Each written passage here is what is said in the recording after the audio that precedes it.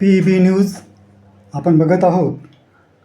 संवेदना या कथासंग्रहाचं अभिवाचन लेखिका सुरेखा यशवंत गायकवाड आणि आजची कथा आहे घरपण.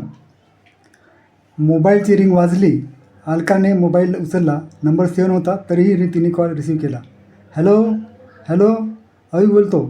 अवी, ती मोठ्याने ओरडलीच. अनपेक्षितपणे आलेला लहान भावाचा कॉल ती आनंदाने वेडी झाली. अवी, कसा आहेस तू? बरा आहे, येतो मी रक्षाबंधनला. ये ये. सुलभा कशी आहे? जाईजुई कशा? ठीक आहे. सुलभा, मुलं येणार आहेत का? माहीत नाही. त्याच्या अर्धवट बोलल्याने तिची एक्साइटमेंट निघून गेली. एवढ्या वर्षानंतर आलेला त्याचा असा कॉल आणि तो असा बोलतो. ती खजील झाली तरी म्हणाली, तुला बरं नाही का? का? बरं आहे, मी सकाळी येतो. त्यानं फोन ठेवला. त्याच्याशी बोलताना ती खजील झाली खरी, पण त्याच्या येण्याच्या वार्तेने सुखावली. आज तिच्या लग्नाला 25 वर्षे पूर्ण झाली होती. त्याच्या लग्नाला 22 वर्षे झाली असतील. सुलभाशी त्याचा प्रेमविवाह आईबाबांची इच्छा नसताना त्याच्या सुखासाठी त्यांनी होकार भरला. तो लग्नानंतर मुंबईतच स्थायिक झाला. सुरुवातीला 1-2 वर्ष घरी आला. सुलभाचं आणि आईचं जमायचं नाही. सुलभा अर्ध्या हळकुंडाने पिवळी झालेली, स्वतःला स्टायलिश मॉडल समजणारी, एका कंपनीत जॉब करायची. त्याचाच तिला गरूर होता. अवी मोठ्या कंपनीत सॉफ्टवेअर इंजिनियर. घरी आले की ती दोघं इंग्रजीमधून एकमेकांसोबत बोलायची. आईबाबांना नाही आवडायचं तिचं असलं वागणं. घरी आली की आईला तिचं टेन्शन यायचं. मग सतत काहीतरी धुसफूस व्हायची. 1-2दा तर रागाने ती एकटीच निघून गेली. अवी खूप बोलला आईबाबांना, तुम्हाला सुनीसोबत वागता येत नाही. यानंतर या घरात मी तिला आणणार नाही. आईसुद्धा त्याला कमी जास्त बोलली. त्यानंतर अवीनी सुलभा आईबाबांकडे आले नाही. 2 मुली झाल्या. त्यावेळेस बाबाच त्यांच्याकडे जाऊन आले. एकदा पडलेली दरार अशी वाढतच गेली. त्याने आम्हा साऱ्यांशी संबंध तोडले. आईबाबा वारले त्यावेळेस लाजे खातर दोघं येऊन गेले. मीही माझ्या संसारात रमली. अवीचा कधी फोन आला नाही आणि आज अचानक आलेला एवढ्या वर्षांचा त्याचा फोन तिलाच कळत नव्हता. ती विचार करत राहिली. त्या रात्री तिला झोपच आली नाही. त्याचाच विचार करत डोक्यात संजयला, तिच्या नवऱ्याला, त्याला सांगावं का नाही. शेवटी त्यांना म्हटलं, अवी रक्षाबंधन येणार आहे. अवी येणार? हो. त्याने पुढे प्रश्न केला नाही आणि तिने वाढवला नाही. सकाळी 8-8:30ला अवी आला. त्याला बघताच तिने उत्साहाने स्वागत केले. वयाच्या मानाने तो जास्त थकला वाटत होता. पांढरे केस, बसलेले गालफटं निस्तेज वाटत होता. चहा पाणी आटपून तिने त्याला फ्रेश व्हायला लावलं. तेवढ्या वेळात तिने छान शिरा करून आरतीचे ताट करून ठेवले. वळून त्याला राखी बांधली. त्याने 2,000 रुपये ओवाळणी टाकले. सगळी ओवाळणी का आजच देशील? तिने हसून गमतीने म्हटलं, पण त्याने त्यावर काही प्रतिसाद दिला नाही. अलकाला त्याच्यातील फरक जाणवत होता. हसता खेळता मनमोकळा अवी असा निरस वाटत होता. जेवण झाल्यानंतर बोलूया. ती स्वयंपाकाला भेटली. जेवण झाली. संजय त्याच्या बहिणीकडे निघून गेला. तिने हळूच अवीला विचारलं, सुलभा नीट वागते ना? तसा आतापर्यंत शांत असलेला अवी ढासळल्यागत झाला. अलका, तुझा संसार बघतोय. या घराला घरपण आहे. आपल्या आई बाबाच्या घरालाही घरपण होतं, पण माझ्या संसाराला घरपण जाणवत नाही. ती चमकली. म्हणजे? अलका, तुम्हा साऱ्यांसोबत समज तोडून मी पार एकटा पडलो. आईबाबांना, तुला साऱ्यांना तोडून मी खरंच एकटा पडलो. मला एक बायकोनी 2 मुली आहेत, पण त्या घरात भावनेची उभंच नाही. सुलभाला गीता म्हटलं, मला तुझ्या नोकरीची गरज नाही. मुलीकडे लक्ष दे. पण ती बाई नोकरी सोडायला तयार नाही. माझ्या पोरी इंटरनेट, मोबाईलवर तासनतास बोलत असतात. Computer game, shopping, beauty parlour आणि कुणाला काही म्हटलं तर म्हणतात, तुम्हाला काय कळतं? तुम्ही आमच्यासाठी काय केलं? कुणीच ऐकत नाही. एक हतबल बाप वाटायला लागलो मी. एवढंच, त्यासाठी एवढा का त्रास करून घ्यायचा? आजकाल साऱ्यांच्याच घरात हे सारं घडत असतं सगळं. असे सगळे डिस्टर्ब होतात. तिने समजावण्याच्या सुरात म्हटले, डिस्टर्ब नाही, पण संस्कार नाही वाटत माझ्या घरात. कुणाला कुणाचा ताळमेळ नाही. कुणाचं ऐकत नाही. सुरुवातीला रागावायचो मी, पण त्यामुळे अधिकच खराब व्हायचं घरातलं वातावरण. खूपदा वाटायचं आत्महत्या करावी, एखाद्या रेल्वे रुळाखाली जीव देऊन टाकावा. अवी, काय बोलतोस? एवढ्या साध्या गोष्टीचं एवढं मनाला घ्यायचं नसतं. मूर्ख आहेस का? तिचा आवाज चढला. अरे, केवढा हुशार खळखळ मुलगा तो, आणि हा असला विचार करतो? तिला चांगलं घटस्फोट दे तिला, नसेल तर ऐकत तर. आता माझ्यात कसलीच शक्ती शिल्लक राहिली नाही. साऱ्यांशी भांडून मी पार थकलोय. मुली 12वीच्या पलीकडे जात नाही आणि त्याच्या डोळ्यातील आश्चर्य तिचं काळीच चिरत होते. एवढा खंबीर मानसिकतेचा अवी तिच्यासमोर रडत होता. म्हणजे जेवढं आपण समजतो तेवढं ते सोपं आहे याची जाणीव झाली. तिला बोलण्यात तिने विषय बदलवला. इकडल्या तिकडे गप्पा झाल्या. आईबाबांच्या आठवणी तो हळवा झाला आणि कधी झोपी गेला तिला कळलंच नाही. त्या दिवशी आणि दुसऱ्या दिवशीची ही त्याने सुट्टी टाकली होती. 2 दिवस तिच्याशी सारखा बोलत होता. आता बऱ्यापैकी अवी सावरला होता. 2-3दा हसलासुद्धा तिच्या बोलण्याने. तिला बरं वाटलं. उगाच तिला वाटलं आपण अवीकडे एवढे दिवस लक्षच का दिले नाही. आपलंही चुकलंच. कुठली बहीण असं भावाकडे दुर्लक्ष करते. अवीने जीवाचं काही बरं वाईट केलं तर असं तर या विचारानेच ती घाबरली. आपण सुलभाशी बोलायला हवं. अवीच्या संसारात एकमेकाविषयी असलेला दूर करायला हवा. दुसऱ्या दिवशी अवी जात असताना तिने अवीकडून सुलभाचा नंबर घेतला.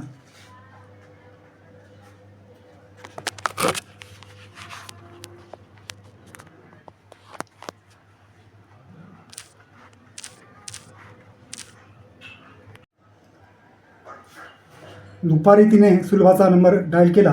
हॅलो, सुलभाचा आवाज. अलका बोलते. कशी आहेस? छानच. मुली? छानच. तुम्ही? मीही मजेत. अवी आला होता रक्षाबंधनला? हो, सांगत होते जाणार आहे म्हणून. अवी डिस्टर्ब वाटत होता. स्वतःही जगत नाही आणि दुसऱ्यालाही जगू देत नाही. कंटाळले मी त्याला. सुलभा काही कळत नाही. मरण्याच्या गोष्टी करत होता तो आणि एवढा डिप्रेस. ताई एखाद्या वेळेस आम्हाला देखील मारून टाकेल तो. काय झालं मला काही सांगशील?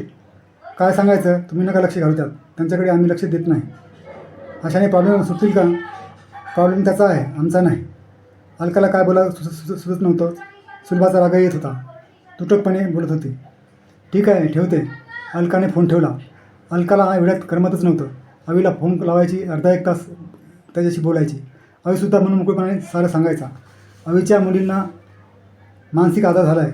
त्या दिवास्वप्नात रमतात. त्यांना कोणाशी बोलणं नको, कॉलेज नको, परीक्षा नको, सतत इंटरनेट, शॉपिंग, पार्लर यात त्या रमतात. त्यांना काही म्हटलं तर भांडायला उठतात. सुलभा नोकरी सोडायला तयार नाही. अवीकडून अलकाला फोनवरून कळत होतं. एक दिवस तिने ठरवले अवीकडे जाऊन यायचं. संजयला घेऊन ती अवीकडे आली. रविवारचा दिवस होता.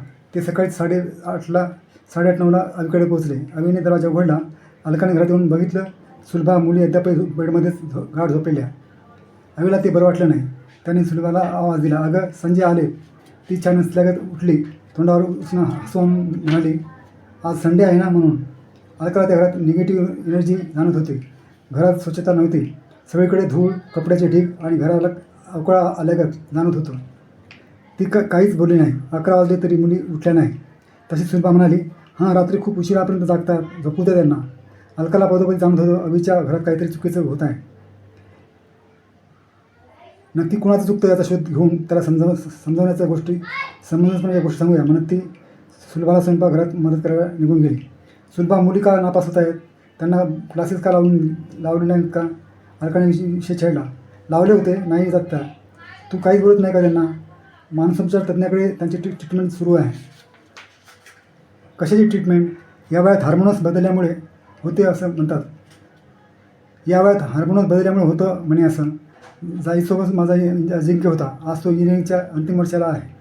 प्रत्येकाची बुद्धिमत्ता वेगळी असते. सुलभा, अगं पण मुलीकडे लक्ष देणं आईचं काम नाही. मी लक्ष देत नाही असं वाटतं का तुम्हाला? ऑफकोर्स, माझ्या मुली असत्या तर मी नोकरी सोडून मुलीकडे लक्ष दिलं असतं. त्या काहीच करीत नाही. त्याला मी काय करू? माझ्या नोकरी सोडल्याने प्रश्न सुटणार आहेत का? तुला वाटत नाही सध्या मुलींना तुझी सर्वात जास्त गरज आहे? नोकरी सोडून घरी बसून मी देखील सारखी मॅड होऊ? कशी बोलते सुलभा तू? खरं बोलतोय. अवी आणि मुलीसोबत मी देखील मॅड होईल. तुला मुलीबद्दल काहीच वाटत नाही? त्यांच्या आवश्यक गरजा मी पूर्ण करते. त्यांना नियमित दवाखान्यात नेते, औषध देते. दुपारी तशाही त्या झोपलेल्याच असतात. तोपर्यंत माझं ऑफिस होते. सकाळी रात्री असतेच ना मी त्यांच्यासोबत. अवी म्हणतो तू नोकरी सोडावी. अलका ठामपणे मुद्दार हालत म्हणाली. तुम्हाला माहीत आहे का, अवी त्याच्या पगारातून मला घरखर्चाला किती पैसे देतो? किराणा, मुलीचा माझा खर्च मलाच करावा लागतो. विचारा त्यांना. अवी, इकडे ये जरा. अलकाला आज स्वच्छंद लावायचा होता. अवी, तू घरात पैसे देत नाहीस? अलका, आतापर्यंत मी देत आलो, पण ज्यावेळेस पैसा फालतू कामात खर्च होतोय तेव्हापासून मी हे पैसे देणे बंद केला. घरात बघ किती कपडे आहेत. आणलेले कपडे घालतसुद्धा नाहीत. प्रत्येक आठवड्याला पार्लरचा खर्च, किराण्याचा फालतू खर्च, शॉपिंगचा खर्च. थकलो मी. सांग तिला नोकरी सोड, मी सगळं करतो. विश्वास नाही माझा तुझ्यावर नोकरी सोडायची आणि तू मला सोडलंस तर? सुलभा, तुझ्या घराला तुझी गरज आहे. मुली तुझ्या आहेत आणि या वयात कोण बघ तुझ्याकडे. तुझं तारुण्य ओसरतं आहे आणि या वयात या तुझ्या मुली तारुण्यात येत आहेत. त्यांची मानसिकता व्यवस्थित असेल तर त्यांची लग्न करून त्यांना त्यांच्या संसारात सुखी कर. कुठली आई हाच विचार करेल. नाही झाले लग्न तर काय बिघडतं सांभाळताना असं तसंच. हां, पण नोकरी नाही सोडायची तुला. मुलाचं नाही करायचं तुला. एवढं प्रेम स्वतःवर की त्या पलीकडे तुला मुलीचं देखील दुःख दिसू नये. एक सांगते तुला, ज्यावेळेस थकशील त्यावेळेस जाणेल तुला तू आई म्हणून नाही जगली. त्यावेळेस पश्चाताप करण्याशिवाय काहीच मिळणार नाही तुला. प्लीज ताई, तुम्ही तुमचा संसार बघा, आमच्यात लक्ष घालू नका. अवी, या स्त्रीसोबत तुला लग्न करून चुकला असतो. आईने ओळखलं होतं तिला, म्हणूनच कधी तिने तिला जवळ केलं नाही. ज्या स्त्रीला स्वतःच्या लेकराचं दुःख जाणवत नाही ती कसली आहे, कसली स्त्री. आणि तू याला बळी पडलास, कमजोर पडलास. खूप मोठी चूक झाली तुझी. काय संसार सांभाळलास तू. या स्त्रीच्या हट्टापायी स्वतः तर बर्बाद झालास, पण या लेकरांनाही बर्बाद करायला निघालास. ज्या माणसाला स्वतःच्या चुका कळत नाही तो कसला माणूस. कशासाठी तिच्या चुकीच्या निर्णयांना विरोध केला नाहीस. का कठोर बनला नाहीस. का तुला कठोर बनता आलं नाही. कदाचित नाही जमलं तुला. दुबळा पडलास तिच्यासमोर. एवढी कोणती अगतिकता होती की तुझी. मला तर वाटायला लागलं या मुलीपेक्षा तुझी मानसिकता होती. मानसिक रोगी अधिक आहेस. तुम्हाला भान नाही कोणत्या वयात काय कसं वागायचं, कुठल्या जबाबदाऱ्या पार पाडायच्या. अरे 20 वर्षाचा तरुण मुलीचा बाबा आहेस तू. मुली बायको जशा वागतात तसे वागू देतो म्हणून तू खुशाल डोळेझाप करतो.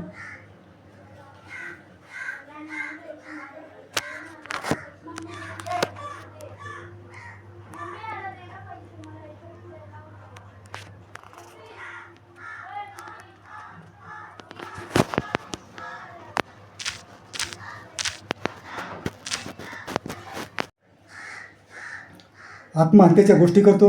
धमक नाही तुझ्यात. तुझ्या मुलींना बायकोला कठोर होऊन सावरण्याची काय गरज आहे तिच्या नोकरीची तुला. नसेल सोडत तर सोडून दे तिला. आणि तूही पैसा खूप कमावला आहे. घे मुलीची काळजी. मुलं मानसिकदृष्ट्या ढासळतात आणि तरी तुम्ही दोघं खुशाल एक नोकऱ्या करतात.